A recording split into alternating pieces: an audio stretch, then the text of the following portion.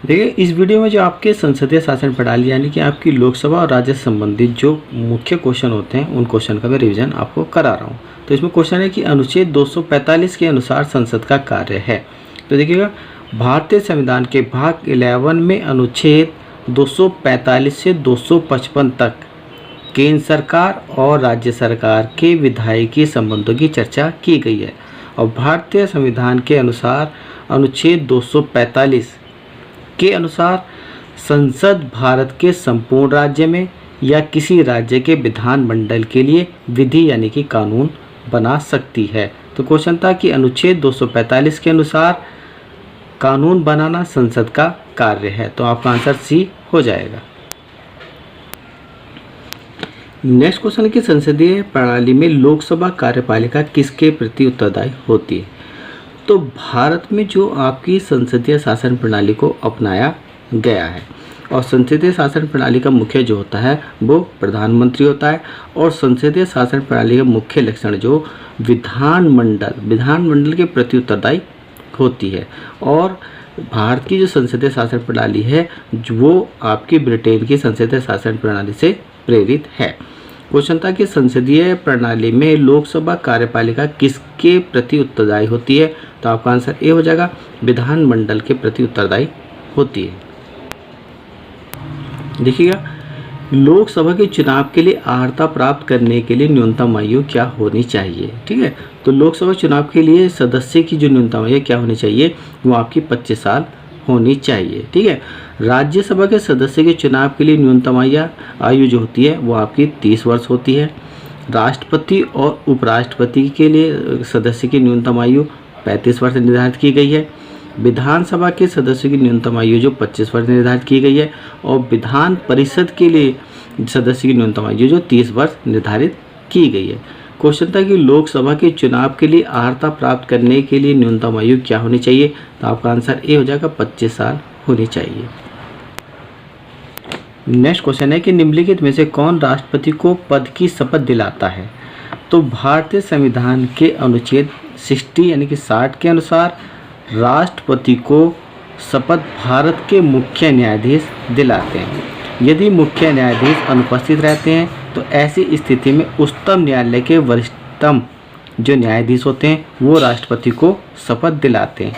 राष्ट्रपति के चुनाव में लोकसभा, राज्यसभा और राज्य विधानसभा के निर्वाचित सदस्य भाग लेते हैं। क्वेश्चन था कि निम्नलिखित में से कौन राष्ट्रपति को पद की शपथ दिलाता है। तो आपका आंसर बी हो जाएगा कि भारत के मुख्य न्यायाधीश। नेक्स्ट क्वेश्चन, निम्नलिखित में से कौन सा एक बहुमुख्य सिद्धांत है जिस पर संसदीय प्रणाली संचालित होती है। तो भारत में संसदीय शासन प्रणाली की सरकार है और संसदीय शासन प्रणाली को मंत्रिमंडलीय शासन व्यवस्था भी कहा जाता है। संसद को विधि कानून यानी कि विधि और कानून निर्माण करने का सर्वोच्च संस्था माना गया है। संसद कार्यपालिका अपने सभी कृत्य के प्रति उत्तरदायी होती है। क्वेश्चन था कि निम्नलिखित में से कौन सा एक बहुमुख्य सिद्धांत है जिस पर संसदीय प्रणाली संचालित होती है। तो आपका आंसर ए हो जाएगा कि कार्यपालिका का विधायिका के प्रति उत्तरदायी होना। आपका आंसर ए हो जाएगा। नेक्स्ट क्वेश्चन कि राज्यसभा की विशेष शक्ति इस आशय का प्रस्ताव अपनाकर संविधान के अनुच्छेद में दिया गया कि वह राज्य सूची में शामिल किसी भी मामले के संबंध में कानून बनाने के लिए संसद को सशक्त बना सके। तो देखिएगा, संविधान के भाग 11 के अनुच्छेद 249 के अनुसार यदि राज्यसभा अपने उपस्थित मतदान करने वाले सदस्यों को 2/3 बहुमत से प्रस्ताव पारित कर देती है तो वह विषय जिस विषय पर प्रस्ताव पारित किया गया है वह विषय भारत के संपूर्ण राज्य के लिए एक विधि यानी कानून बन जाता है। क्वेश्चन था कि राज्यसभा की विशेष शक्ति इस आशय का प्रस्ताव अपनाकर संविधान के अनुच्छेद 249 में दिया गया है कि वह राज्य सूची में शामिल किसी भी मामले के संबंध में कानून बनाने के लिए संसद को सशक्त बना सके। ठीक है, तो और वो भारतीय संविधान का अनुच्छेद कौन सा हो जाएगा आपका 249 यानी कि डी आंसर हो जाएगा। नेक्स्ट क्वेश्चन की अनुच्छेद के प्रावधानों के तहत लोकसभा और राज्यसभा की संयुक्त बैठक को राष्ट्रपति द्वारा बुलाया जाता है। तो अनुच्छेद 108, ठीक है, अनुच्छेद 108 के प्रावधानों के तहत लोकसभा और राज्यसभा की संयुक्त बैठकों को राष्ट्रपति द्वारा बुलाया जा सकता है। लोकसभा और राज्यसभा की संयुक्त बैठक केवल जो साधारण विधेयक या वित्त विधेयक के संबंध में बुलाई जाती है, और लोकसभा और राज्यसभा की संयुक्त बैठक की जो अध्यक्षता वो लोकसभा के अध्यक्ष करते हैं। ठीक है, तो क्वेश्चन था कि अनुच्छेद 108 के प्रावधानों के तहत लोकसभा और राज्यसभा की संयुक्त बैठकों को राष्ट्रपति द्वारा बुलाया जा सकता है। नेक्स्ट क्वेश्चन है, लोकसभा में मतदान करते समय टाई की स्थिति में के पास वोट डालने का अधिकार होता है। तो देखिएगा, लोकसभा में मतदान करते समय टाई की स्थिति में स्पीकर के पास 101 के अनुसार, यानी भारतीय संविधान के अनुच्छेद 101 के अनुसार वोट डालने का अधिकार होता है। और लोकसभा स्पीकर जो होते हैं, लोकसभा स्पीकर वो लोकसभा और राज्यसभा की संयुक्त बैठकों की अध्यक्षता करते हैं, और लोकसभा स्पीकर भारतीय संसदीय समूह के पदेन सभापति के रूप में कार्य करते हैं। तो क्वेश्चन था कि लोकसभा में मतदान करते समय टाई की स्थिति में स्पीकर के पास वोट डालने का अधिकार होता है। तो आपका आंसर बी हो जाएगा। नेक्स्ट क्वेश्चन है, भारत के पहले प्रधानमंत्री पंडित जवाहरलाल नेहरू ने 14 अगस्त 1947 की मध्य रात्रि को नियति से वादा यानी कि ट्रस्ट विद डेस्टिनी शीर्षक भाषण कहाँ से दिया था। तो भारत के पहले प्रधानमंत्री पंडित जवाहरलाल नेहरू ने 14 अगस्त 1947 की मध्य रात्रि को जो ट्रस्ट विद डेस्टिनी जो भाषण वो संसद यानी कि संविधान सभा से दिया था। तो आपका आंसर सी हो जाएगा, संसद यानी कि संविधान सभा। नेक्स्ट क्वेश्चन, निम्न में से कौन भारत के कार्यवाहक राष्ट्रपति नहीं थे। तो सबसे पहले देखिए वीवी गिरी। तो वीवी गिरी जो 3 मई 1969 से 20 जुलाई 1969 तक कार्यवाहक राष्ट्रपति रहे। न्यायमूर्ति हिदायतुल्ला जो 20 जुलाई 1969 से 24 अगस्त 1969 तक कार्यवाहक राष्ट्रपति रहे। बीडी जयंती जी 11 फरवरी 1977 से 25 अगस्त 1977 तक कार्यवाहक राष्ट्रपति रहे। डॉक्टर जाकिर हुसैन भारत के तीसरे राष्ट्रपति रहे, जो कि 13 मई 1967 से 3 मई 1969 तक रहे। ठीक है, क्वेश्चन था कि भारत में कौन भारत के कार्यवाहक राष्ट्रपति नहीं थे। तो आपका आंसर डी हो जाएगा, डॉक्टर जाकिर हुसैन। जबकि वीवी गिरी, न्यायमूर्ति हिदायतुल्ला और बीडी जयंती जो ये आपके कार्यवाहक राष्ट्रपति रहे थे, और डॉक्टर जाकिर हुसैन जो कार्यवाहक राष्ट्रपति नहीं रहे थे बल्कि भारत के तीसरे राष्ट्रपति बने थे, जिनका कार्यकाल 13 मई 1967 से 3 मई 1969 तक रहा था। तो आपका आंसर बी हो जाएगा। नेक्स्ट क्वेश्चन, ये भारत में राष्ट्रपति अपना कार्यकाल पूरा होने के पहले अपना त्यागपत्र किसको सौंपते हैं।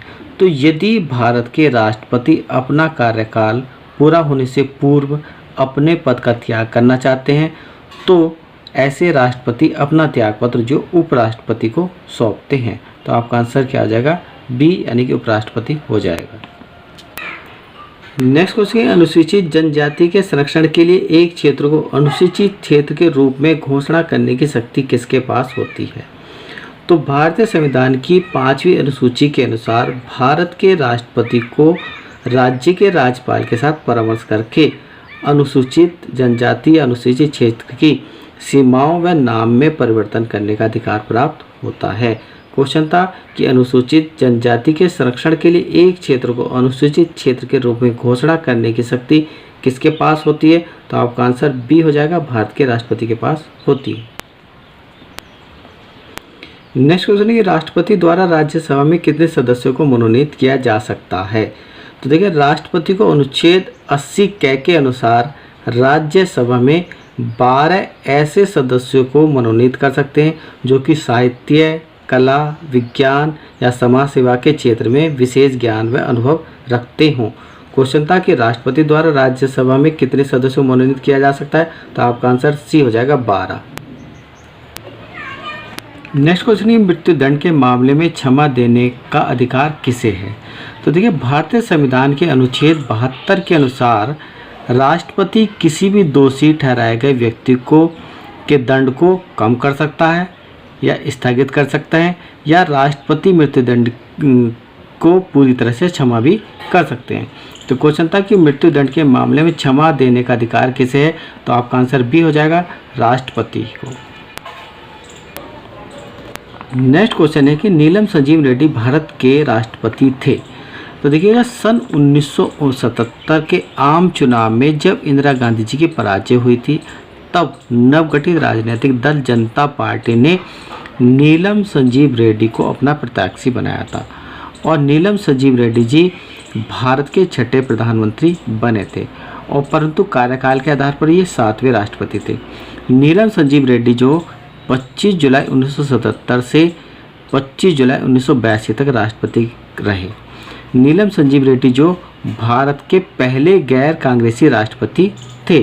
क्वेश्चन था कि नीलम संजीव रेड्डी भारत के राष्ट्रपति थे, तो नीलम संजीव रेड्डी भारत के छठे राष्ट्रपति थे।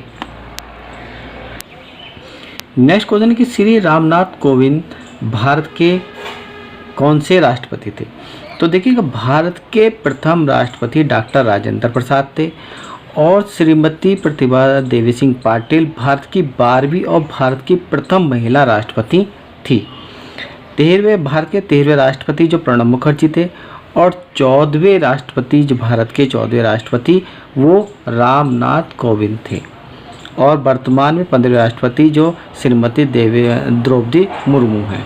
क्वेश्चन था कि रामनाथ कोविंद भारत के कौन से राष्ट्रपति थे, तो श्री रामनाथ कोविंद भारत के जो 14वें राष्ट्रपति थे, तो आपका आंसर बी हो जाएगा। नेक्स्ट क्वेश्चन है, भारत के राष्ट्रपति का कार्यकाल कितने वर्ष का होता है। तो देखिएगा, भारत के राष्ट्रपति का कार्यकाल जो होता है वो पद ग्रहण करने की तारीख से जो 5 वर्ष तक का होता है, परंतु राष्ट्रपति अपने कार्यकाल में अपनी स्वेच्छा से अपने हस्ताक्षर सहित अपना त्यागपत्र जो उपराष्ट्रपति को देकर अपने पद का त्याग कर सकते हैं। क्वेश्चन था कि भारत के राष्ट्रपति का कार्यकाल कितने वर्षों का होता है, तो आपका आंसर सी हो जाएगा, 5 वर्षों का होता है।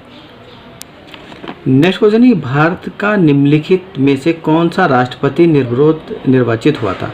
तो देखिए, doctor S Radhakrishnan, KR. Narayan और डॉक्टर राजेंद्र प्रसाद, ये जो इन राष्ट्रपति के लिए मतदान करना पड़ा था, परंतु डॉक्टर नीलम संजीव रेड्डी जो थे भारत के जो छठे राष्ट्रपति चुने गए थे वो निर्विरोध चुने गए थे।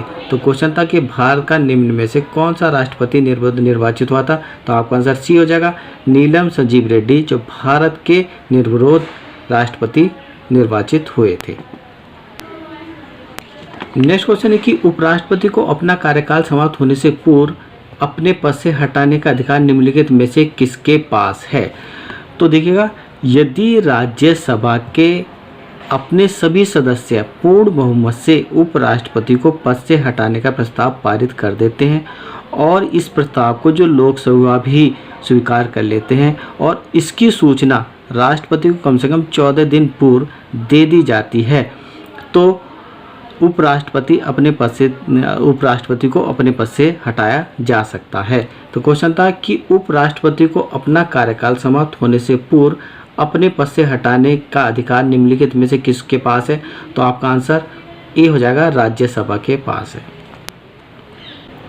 नेक्स्ट क्वेश्चन है कि प्रत्येक 2 वर्ष बाद राज्यसभा के कितने सदस्यगण सेवानिवृत्त हो जाते हैं।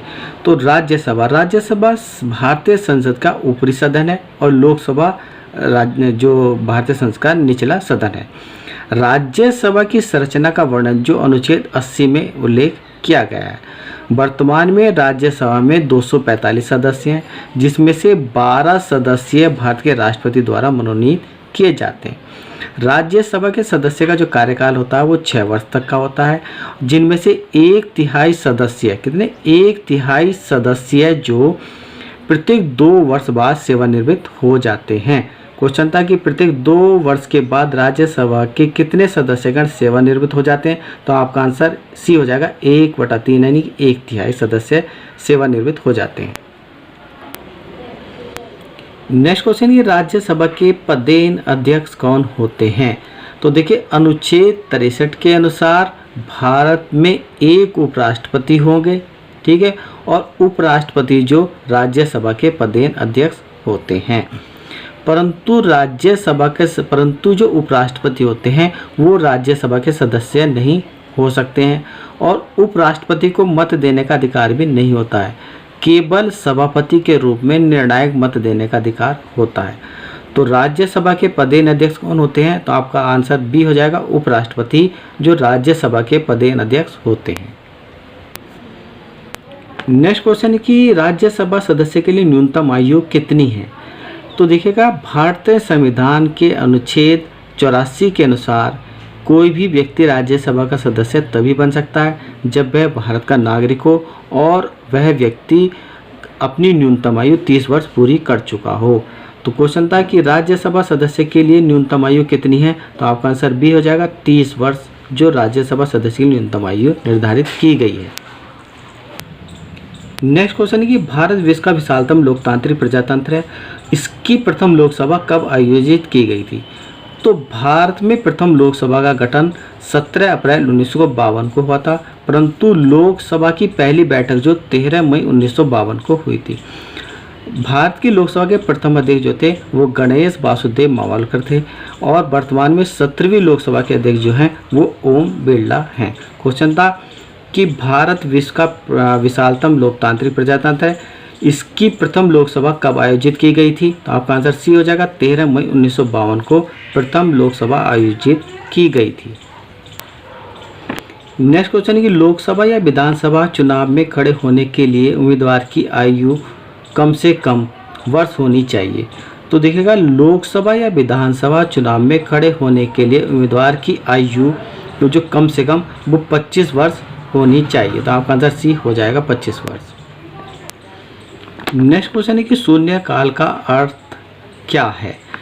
तो शून्यकाल भारतीय संसद की देन है जो कि लोकसभा और राज्यसभा के प्रश्नकाल के ठीक बाद 12 बजे से 1 बजे तक के का समय जो शून्यकाल कहलाता है। शून्यकाल के दौरान सदस्य कोई अति महत्वपूर्ण विषय पर चर्चा के लिए उठाते हैं और इस विषय पर तुरंत कार्रवाई चाहते हैं। तो क्वेश्चन था कि शून्यकाल का अर्थ क्या है? तो इसका आंसर बी हो जाएगा कि जब कोई अति महत्वपूर्ण विषय चर्चा के लिए उठाया जाए तो वो शून्यकाल कहलाता है। आपका आंसर बी हो जाएगा। नेक्स्ट क्वेश्चन है कि लोकसभा में सदस्यों द्वारा निजी विधेयक पेश करने की सूचना अवधि क्या है? तो देखिएगा, लोकसभा में निजी सदस्यों द्वारा विधेयक पेश करने की सूचना की अवधि जो होती है वो आपकी 1 माह होती है, जबकि सरकारी सदस्यों को विधेयक पेश करने की जो सूचना की अवधि जो होती है वो आपकी 7 दिन होती है। क्वेश्चन था कि लोकसभा में सदस्यों द्वारा निजी विधेयक पेश करने की सूचना अवधि क्या है? तो आपका आंसर ए हो जाएगा, 1 माह होती है। नेक्स्ट क्वेश्चन है, लोकसभा में कितनी सीटें अनुसूचित जाति और अनुसूचित जनजाति के प्रतिनिधित्व के लिए आरक्षित है? तो देखिए, लोकसभा में अनुसूचित जाति और अनुसूचित जनजाति के लिए 131 सीटें आरक्षित हैं। इसमें से 84 सीटें अनुसूचित जाति के लिए हैं और 47 सीटें जो अनुसूचित जनजाति के लिए हैं। क्वेश्चन था कि लोकसभा में कितनी सीटें अनुसूचित जाति और अनुसूचित जनजाति के प्रतिनिधित्व के लिए आरक्षित हैं? तो आपका आंसर 131 आंसर हो जाएगा। और भारतीय संविधान के अनुच्छेद 330 में लोकसभा में अनुसूचित जातियों और अनुसूचित जनजाति के आरक्षण के लिए प्रावधान किया गया है।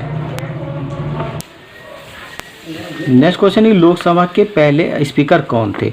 तो लोकसभा के प्रथम जो स्पीकर यानी अध्यक्ष थे वो जीवी मावलकर अयंगर थे, जो कि 1952 से 1956 तक लोकसभा के अध्यक्ष रहे थे और वर्तमान में लोकसभा के अध्यक्ष जो हैं वो ओम बिरला हैं। नेक्स्ट क्वेश्चन, भारत में निम्न में से किस लोकसभा अध्यक्ष का कुल कार्यकाल सर्वाधिक रहा है? तो देखिए, डॉक्टर बलराम जाखड़ 22 जनवरी 1980 से 15 जनवरी 1985 तक और 16 जनवरी 1985 से 18 दिसंबर 1989 तक लोकसभा के अध्यक्ष रहे हैं। तो भारत में निम्न में से किस लोकसभा अध्यक्ष का कुल कार्यकाल सर्वाधिक रहा है? तो आपका आंसर सी हो जाएगा, डॉक्टर बलराम जाखड़।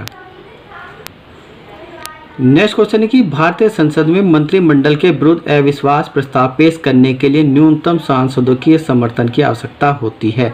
तो भारतीय संसद में मंत्रिमंडल के विरुद्ध के अविश्वास प्रस्ताव पेश करने के लिए न्यूनतम सदस्यों की संख्या यानी सांसदों की संख्या जो होती है वो 50 होती है। तो आपका आंसर डी यानी 50 हो जाएगा।